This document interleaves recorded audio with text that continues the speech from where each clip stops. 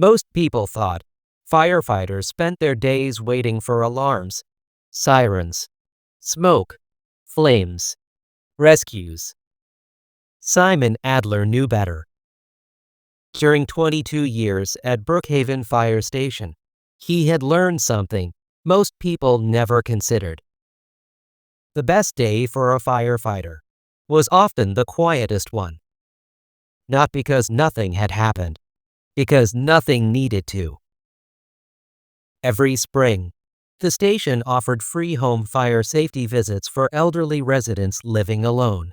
The inspections were voluntary, simple, checking smoke alarms, looking at escape routes, replacing old batteries, answering questions.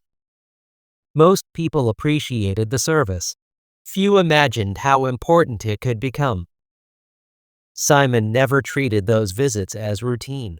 He carried a small notebook, not because he needed reminding, because he believed every home deserved his full attention.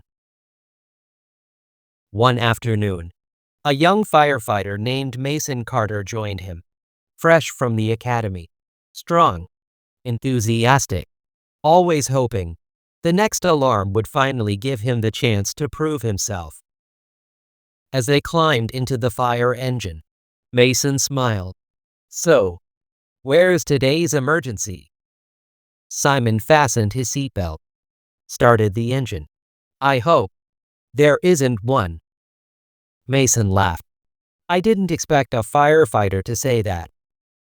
Simon smiled. "I didn't either, when I was your age." The fire engine rolled quietly through the morning streets. No sirens, no flashing lights, just another ordinary day. Mason looked at the clipboard. 5 home visits? Simon nodded. "That's right." Mason tried to hide his disappointment. Not very successfully, Simon noticed. He noticed almost everything. Not because he was suspicious, because paying attention had quietly become a habit. He smiled. "Most people think we're looking for danger." Mason looked at him. "Aren't we?" Simon shook his head gently. "No, I look for changes." Mason frowned. "What do you mean?" Simon steered slowly around the town square. "If something has always been safe, and today it isn't, that's usually where the real work begins." Mason looked thoughtfully out of the window. He wasn't entirely sure what Simon meant. By the end of the week, he would. Their first visit was to Mrs. Eleanor Briggs. She welcomed them with tea and homemade shortbread, exactly as she had every spring for the last 8 years. Simon smiled. "It's good to see you again." "And you?" She laughed. "I baked too much again." "I was counting on that," Simon replied. Mason smiled politely. He assumed Simon was simply being friendly. As they walked through the little house, Simon checked the smoke alarms, tested each one, replaced 2 batteries, looked carefully at the kitchen. Then, almost absent-mindedly, he glanced toward the hallway. He stopped. Mason looked around. Everything seemed perfectly ordinary. Simon smiled kindly. "Spring cleaning?" Mrs. Briggs looked toward the front door. 2 neatly packed cardboard boxes stood beside the entrance. She sighed. "I've been meaning to carry them into the garage, but my niece have been arguing with me." Simon nodded. "They usually win." She laughed.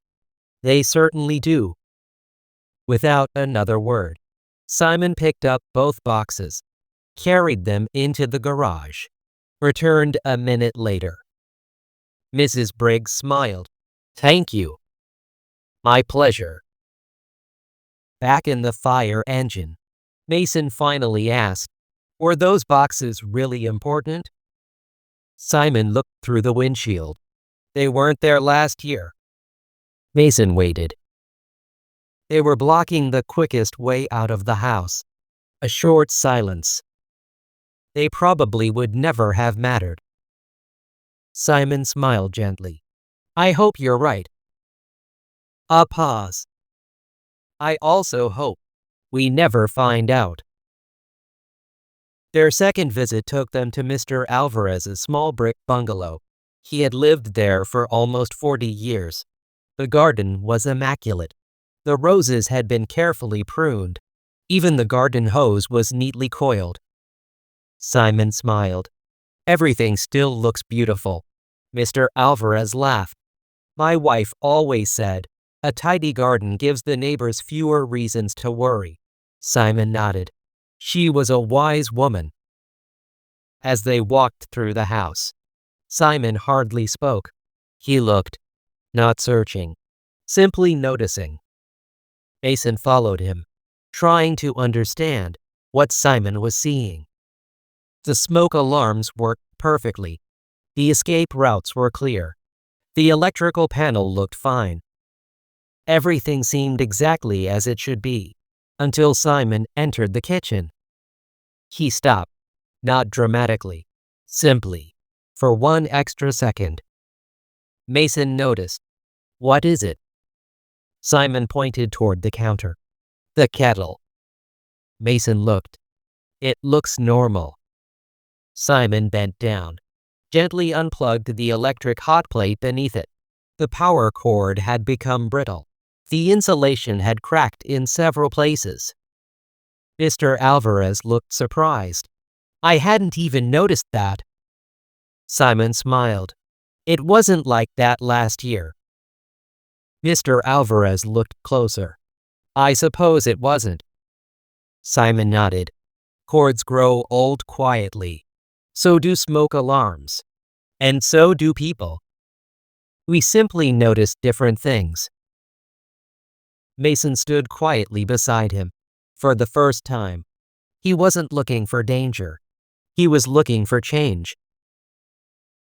Back in the fire engine, he asked, do you remember every house? Simon smiled. No. I remember the people. And because I remember the people, I notice when something around them changes. Mason looked thoughtfully out of the window. So the visits aren't really about houses. Simon smiled. They never were. Their third visit took them to Mrs. Dawson. She proudly showed them her brand new smoke alarms. My grandson installed them. Simon tested each one. Perfect. As they prepared to leave, he quietly stopped beside the living room window. The curtains brushed directly against a portable electric heater. He gently moved the heater half a meter away. Mrs. Dawson looked puzzled. I always keep it there. Simon smiled kindly. I know, but today, the curtains are a little longer. She looked down, then laughed.